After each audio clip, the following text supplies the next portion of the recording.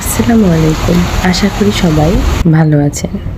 শুরু হয়ে গেল বর্ষার দিন। ঘন কালো মেঘের মাঝে দুফোঁটা রোদ দেখা যায়। আর এই তো একটু পরে আবার শুরু হয় বৃষ্টি। এই বৃষ্টি আর রোদের মাঝে আমাদের দিনগুলো ভালোই কাটছে। আমরা যারা বাসায় থাকি তারা এই বৃষ্টির আমেজটা আরো বেশি করে উপভোগ করতে পারছি। এই তো বাড়িতে থাকলে মায়ের হাতের রান্না কেউ কি মিস করে? সকালের শুরুটা যদি হয় পাবদা মাছ আলু ভর্তা দিয়ে, তাহলে তো আর কথাই নেই।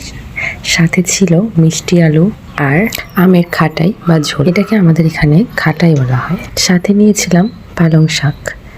বলতে পারেন টোটালি একটি হেলদি খাবার, যা সকালের মন এবং শরীরকে ফ্রেশ রাখে। আমার কাছে এই টক আম দিয়ে এই ঝোলটা খুব দারুণ লাগে। পালং শাকের সাথে এই সমুদ্রে পাবদা মাছ কিন্তু দারুণ যায়। জানি না বাকিদের কাছে কেমন লাগে, কিন্তু আমার সমুদ্রের মাছ বরাবর ভালোই টেস্ট লাগে, কারণ এটা একটু বেশি সল্টি হয়। এটা খেতে আলাদা একটা ফ্লেভার ফিল হয়। সাথে আমের খাটাইও নিয়ে নিলাম।